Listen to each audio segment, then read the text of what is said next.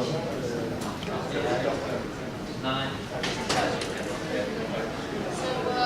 morning we have two plenaries, and everyone believes that oil will remain the dominant transportation fuels in the other world. I'm hearing about how China is going to use a lot of oil. But for all of us who are forward-thinking, this session is going to be on alternative fuels and transportation, and also thinking and looking at some of the policy experiences in different places where steps have been taken to either propel alternative fuels or other more sustainable modes of transportation, like public transportation. We have three excellent speakers today who have published trade papers, which I highly recommend all of them. And so we'll have one presentation on the case study of the state of California with Dr. Yeh, and then we will have Tony Vaughn, who will be speaking about natural gas and transportation, and then our final speaker from World Resources Institute will talk about the Latin American experience with an emphasis on electric bus systems, which are quite successful. So that's the outline for the session, and then hopefully we'll still have a little time for discussion. So with that,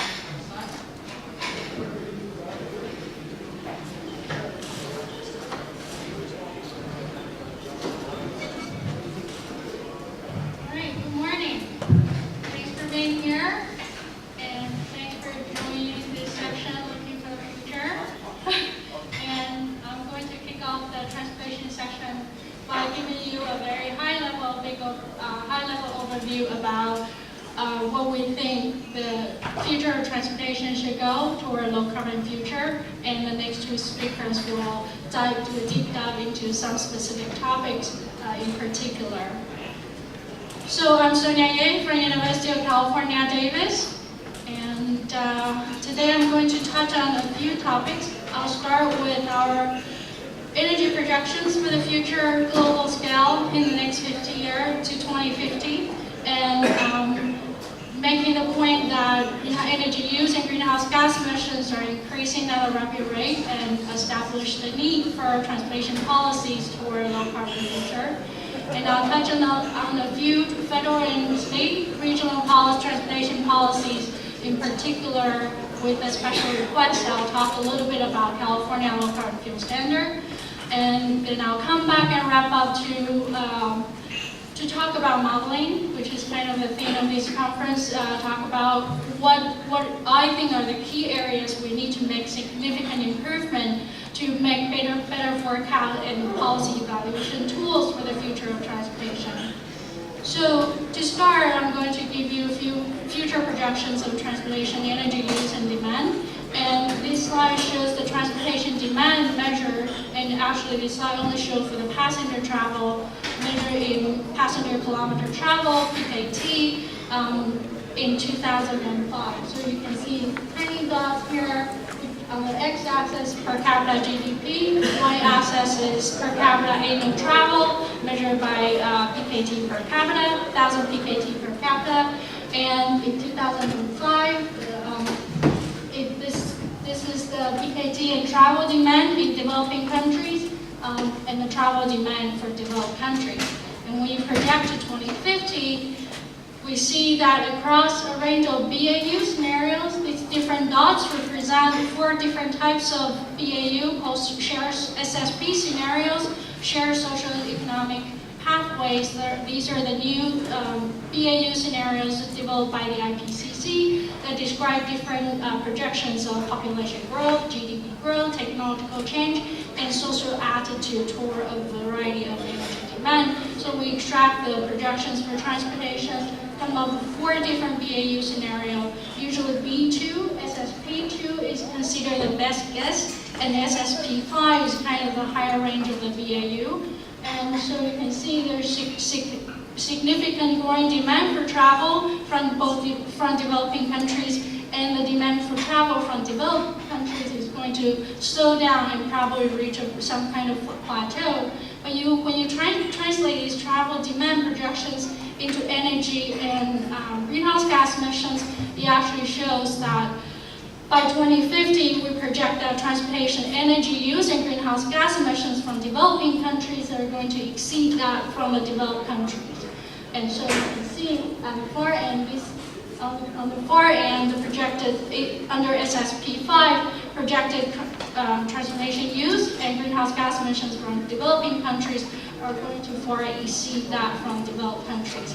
And these are due to the fact that in developed countries, we have vehicle efficiency standard for more efficient vehicles, mandate and subsidies toward more advanced vehicle technology such as electric vehicles, hydrogen fuel cell, and plug-in hybrid vehicles.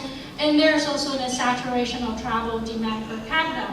On the other hand, for developing countries, there's an decreasing share of public transportation mode as GDP growth, an increasing share of aviation and light-duty vehicle travel, faster mode of travel, more private transportation, and upsize potential possibility of upsizing of cars as the GDP grow, and also increasing travel demand per capita. All these factors explain why the travel energy use and greenhouse gas emissions in developing countries is going to probably stabilize, while at the same time travel demand and GDP greenhouse gas emissions is going to grow at a faster rate in developing countries. So these are worrisome signs that we think a lot about. And when you look at the fuels that supply all these demand, today's transportation fuels, we know, almost entirely relies on products of crude. This picture shows in 2005, total on the y-axis is primary energy demand, exajoules per year, and the y-axis is actually the energy pathway carbon intensity measured by gram of CO2 per megajoule of useful energy delivered. The total transportation demand, greenhouse gas emissions in 2005 was around 7,000 million metric tons of CO2. Transportation sector life cycle energy efficiency was about 14%, the lowest among all sectors of the economy, and carbon intensity of transportation from crude pathway was about 480 grams of CO2 per megajoule of useful energy. When you project to 2100, we have projection for 2050, but I'm going just to show 2100 just for the dramatic effect. We know that looking to the future 100 years, the primary energy demand to meet all the travel demand is going to increase by more than 3 times, from about 100 of exajoules today to over 300 exajoules. And the transportation energy pathways, in terms of the fuel mix, we need a lot of energy resources. The contribution from crude will still continue to increase, but we also need to tap into other resources because of the limitation in terms of the crude resources. So we're likely to tap into other resources such as coal to liquid, gas to liquid, electricity, gas and transportation, hydrogen and electricity. All those alternative sources without a stringent carbon policy are likely to can have higher carbon intensity on a life cycle basis than the current pathway. You probably noticed the crude pathway, carbon intensity of the crude pathway decreased from around 480 to less than 300 because of the increased efficiency of the vehicle technology and other modes of transportation by itself. But with other pathways that you need more conversions, the life cycle greenhouse gas intensity of these alternative pathways can increase substantially. You will increase the transportation life cycle efficiency slightly from 14 to around 19%. Total greenhouse gas emissions is going to increase by more than 3 times.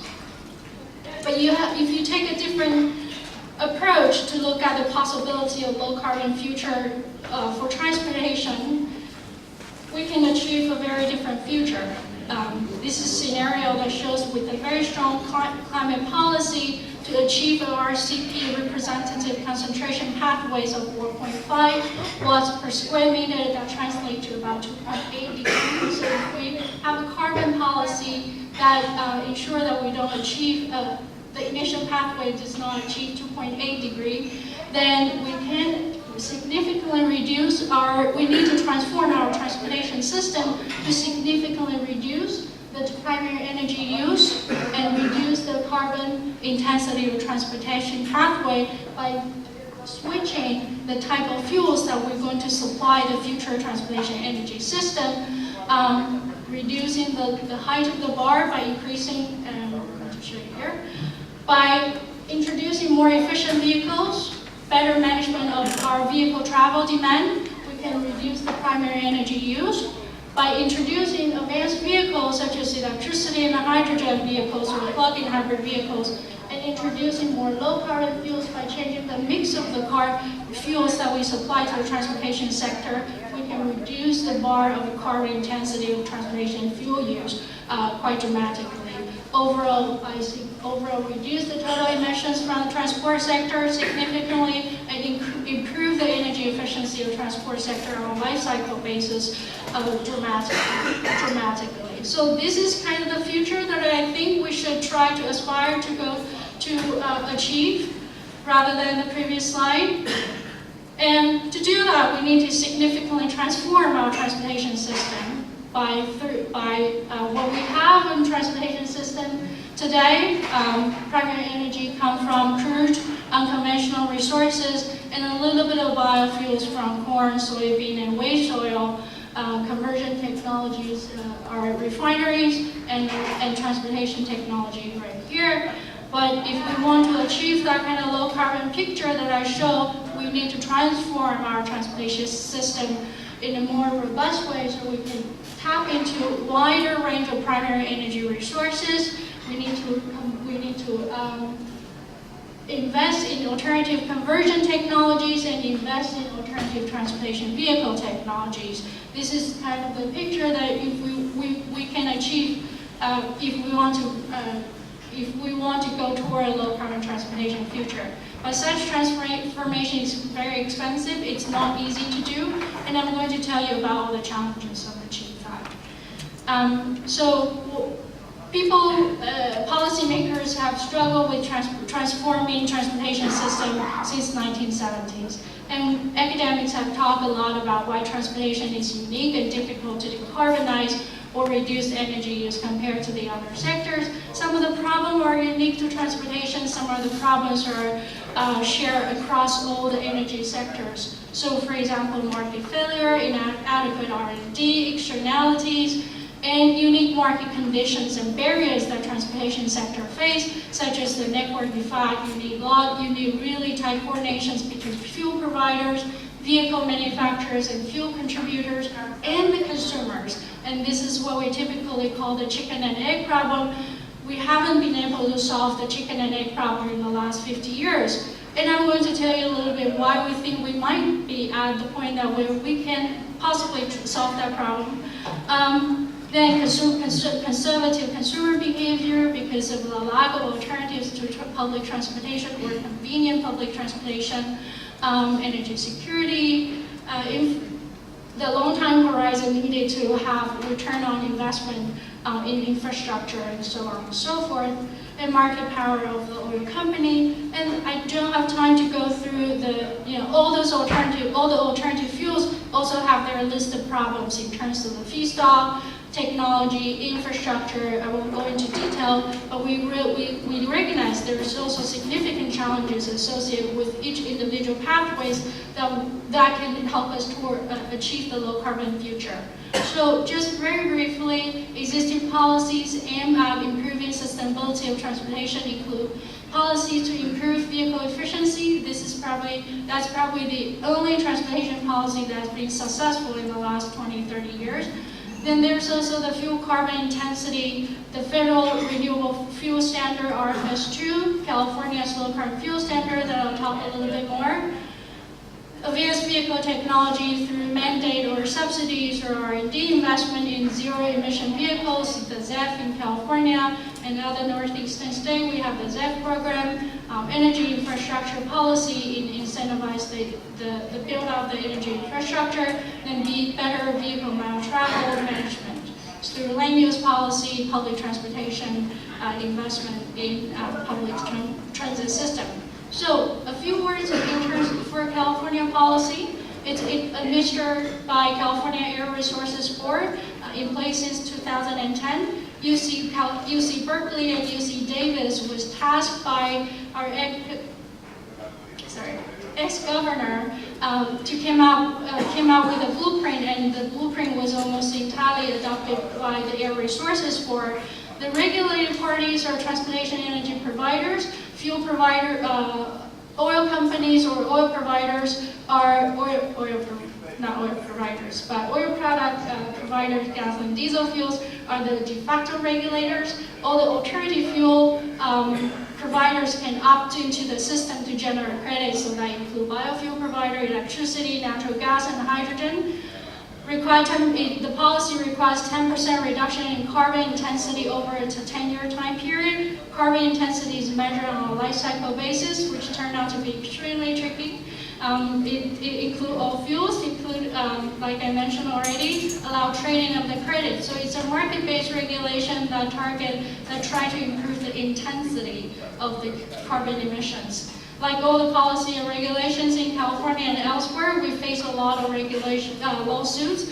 The most two prominent ones are the one brought by oil and corn ethanol companies in the federal court that allege California violated interstate commerce. The second one is the one brought by Boyd, alleged California CARB violated the CEQA.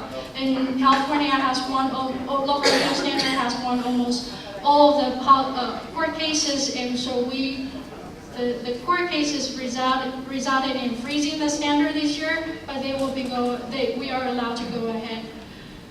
So summary about the status so far. This is our fourth year. The fourth year of implementation, the reduction actually started in 2011. It's most mildly successful so far because the standard is still pretty moderate. We have excess credits generated in every single quarter. In fact, we have too much credit generated. I will show you a slide. Biofuels are being decarbonized within each individual pathways and across pathways. We have carbon intensity reduction even within the corn ethanol pathways. And I'll also show you a slide where the carbon reduction comes from. Increasing quantity of very low carbon waste biofuels and other alternative fuel biogas as well. I'll show you a slide on the credit prices. This is a slide that summarizes until the end of last year the carbon intensity of all the fuel transportation pathways used in California. So the blue bars, the green bars shows the default values came up by the Air Resources Board. So they look at all the possible pathways and evaluate these pathways and say that these are likely ranges. Of course, you have to actually report the possible pathway and get a single value. But they evaluate multiple pathways. This number shows the number of pathways being evaluated by CARB in the range of carbon intensity values. The blue bar shows the new and modified pathways that are submitted by the regulated parties. So if regulated parties, the fuel provider, think you can do better than the default values, you can submit your own values and get your own values, of course, through a verification and certification system. Overall, most of the innovation, and I'll call them marginal innovation because we don't actually have cellulosic, all the other innovations are created through greater use of mixed feedstock by mixing other waste-based feedstock into the corn pathway, for example. So you see most of the innovations come from these we call grain pathways or other ethanol pathways. And this is the mean value. And so credits, we have excess, the blue bar shows the credits generated. the red bar shows the deficits generated. So if you don't meet the standard, you generate the deficits. And the green line shows the net credits. So we've been generating net credits on every single quarter. And this bar shows the total energy used in transportation sector in California. The low carbon fuels contribute to the transportation sector has increased primarily in the last few quarters, actually from biodiesel pathways. There's also about 10% of CNG and LNG and just a little bit of electricity, since this is the end of last year. Credit prices have increased, peaked around 2013, and this is when we know that the standard is going to be frozen this year, and we have excess credits, so the credit price actually crashed to near the bottom for the first half of this year. When we talk about credit prices for low carbon fuel standard, in terms of we measure $1 per ton of CO2, but you have to be very careful not to draw the analogy between LCFS credit and the regular carbon credits in the cap and trade program, because they are actually generated very differently. I won't go into detail, but the 80 tons of CO2 credits translate to about 2 cents per gallon in 2015 and 8 cents per gallon in 2020, and the value changes because the standards become more stringent over time. So I'm going to, this is kind of my last segment, I'm going to draw back, or kind of bring us all back to think about, given all these challenges, what can we do as an energy modeler or energy analyst? And I'm going to make the point that I think in the research area, in the research area I've been working on, I think there are two major areas that we need the most work in terms of understanding, doing better projections and better forecasts for the transportation sector, and better analyze the policy impacts of these transportation policies. The first one is to address the interactive effects of the policy. Very often when people analyze the impacts of policy, they look at one policy at a time and ignore the interactive effects of the policy. And I'll show you why that's important, particularly as we look into the future. More and more carbon policies or other policies with other objectives will be put into the system, and they interact with each other in very significant ways. The second point I want to recognize is that we are at a point where there's a lot of changes in consumer behaviors and consumer preferences, and we need better models to help us understand and target policy instruments to tailor to consumers' behaviors and preferences, or manipulate their preferences, so help them achieve what we really want to achieve. They include their choices in vehicles and their choices in travel, enable them easier to do multimodal transportation and the sharing economy. And I'm going to argue that we actually have a lot more data, we have more vehicles on the road, more fuels on the road, and the information and communication technology, what we call ICT, developed by your phone, your apps, by entrepreneurs, actually make our job a lot easier for us to calibrate those models. So the first point, interactive effects of the specific policy instruments. I list a list of policies that are specific to transportation sector, but also policies that are specific to the overall economy, such as for the electric sector, for example, the renewable portfolio standard and the cap and trade program. All these policies have very specific goal, what they want to achieve, but they often have interactive impacts with the other policies. So for example, the zero emission vehicle program, the ZEV mandate, the goal is to increase the number of zero emission vehicles on the road, electric vehicles and hydrogen vehicles, but they increase the use of electricity and hydrogen and would affect the effectiveness and the credit prices of the low carbon fuel standard, RPS, and other programs. Another good example is the cap and trade program. The cap and trade program, the intent is to add the cost, increase the cost, and reduce the cost of consumption of fossil energy. But there's also a lot of interactions between the cap and trade program and the low carbon fuel standard by increasing the cost of the fossil energy and actually reduce the credit price of the low carbon fuel standard. So I don't have time to go into detail with each policy, but I'm going to make the argument that to understand the impact of specific policy instrument, we really need models or have a good understanding of what happened to the entire system. and the interactive effects of these policies. The second point I want to make in terms of modeling is that we need to better understand consumer preferences and behaviors. This is an example of the model developed by Oak Ridge National Laboratory that tried to quantify the disutility of different consumer groups, how they see what's their driving behavior, trying to characterize their driving behaviors, their attitude toward a range of variables such as energy prices, policy, refueling charging stations, the availability of vehicles. To be fair, these kind of models have been around quite a long time, such as including agent-based modeling. But I'm going to argue that, like I said earlier, we have more and more data points that we can collect to help us calibrate and improve these models and put them into better use. This is an example of components of this utility for different consumer groups. Either you're urban or rural consumer, your attitude toward risk, whether you're an early adopter or you drive a lot, you drive moderately, or you're a late majority and you drive a lot for other purposes. That translates to very different disutility toward alternative fuels and alternative vehicles. And if you can try to quantify their disutility and figure out policy tools to lower their barriers, that would help consumers to figure out ways to adopt alternative fuel vehicles. And you can also make the same argument toward their adoption of VMT. And this is an example, which I think is a very cute example, that I want to bring home the point that when we build these models, we often make the relationship between, for example, as the vehicle penetration increase, vehicle stock increase, the station availability will increase, therefore the disutility towards station availability will decrease. Similarly, when you increase the vehicle stock of alternative fuel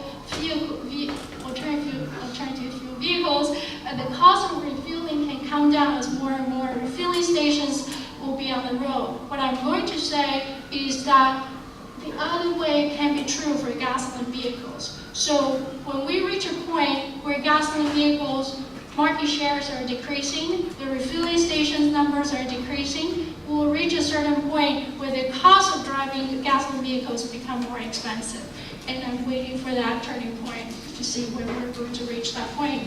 So I'm going to this is my summary slide. I want to use this slide, this chart to make, again, the argument that in order to reduce the overall footprint of greenhouse gas emissions in the transportation sector, we need more efficient vehicles, better manage our VMT, we need more advanced vehicle technologies, lower carbon fuel to supply our energy fuel mix, and in terms of for modelers or energy analysts, we need comprehensive and complementary, this is a message for policymakers, we need comprehensive and complementary transportation policies to address the unique challenges in the transportation sector.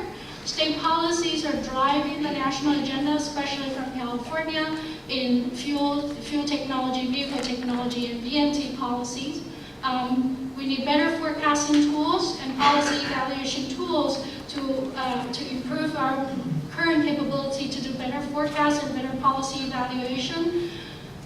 And my last point is we focus a lot in our institute for a lot of us researchers really try to understand and overcome the challenges in the next 10 years. Thank you.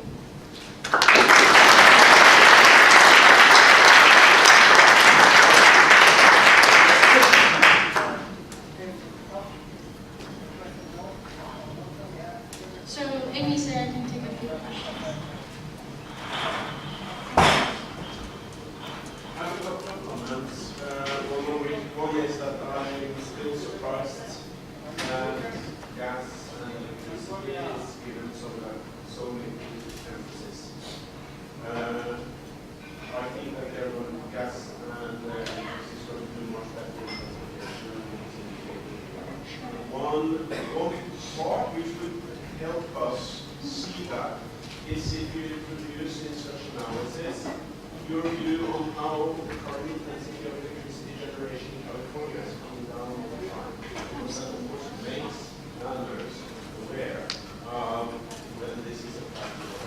Sure. The third one is, I'm surprised that California is not more interested in raising the cost of fuels and raising the cost of carbon.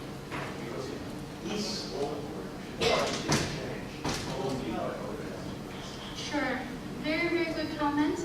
And I will say that I don't have time to present here, but in California we have lots of research going on, and in our group we have the modeling, we have developed models trying to understand how to achieve 80% reduction by 2050. So our separate modeling work have done quite a lot of looking at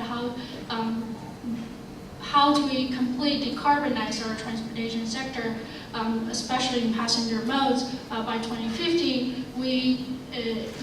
When we projected 2050, we know we need to, almost all the light-duty vehicles need to be 100% on electric and hydrogen, but that takes time. So when you look at the curve of penetration, we don't see a significant impact until 2030.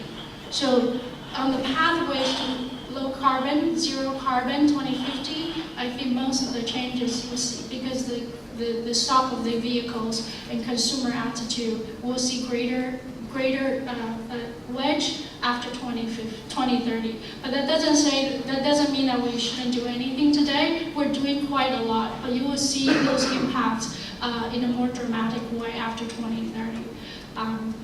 Your second point about Gasoline taxes. Oh, gasoline taxes, yes, excellent point. We do have cap and trade program and low carbon fuel standard work at the same time. In California, we recognize that we need some kind of carbon tax and cap and trade and carbon tax equivalent, but we also need a lot of specific, sector-specific policies to make, because sometimes consumers or regulated parties cannot translate those carbon tax into actual action. So we have, in addition to the cap and trade program, we also have other complementary policies that try to stimulate technology innovation at the very early stage, even pre-commercial stage. So the LC, low carbon fuel standard, for example, that I use as the example, work with cap and trade program after 2015. So you will see two policy effects, like I said, the interactive effect. LCF has tried to reduce the carbon intensity, make the signal of introducing alternative fuel into the market more transparent, but at the same time, all the carbon emissions from the use of fossil energy will be included in the cap and trade program. Thank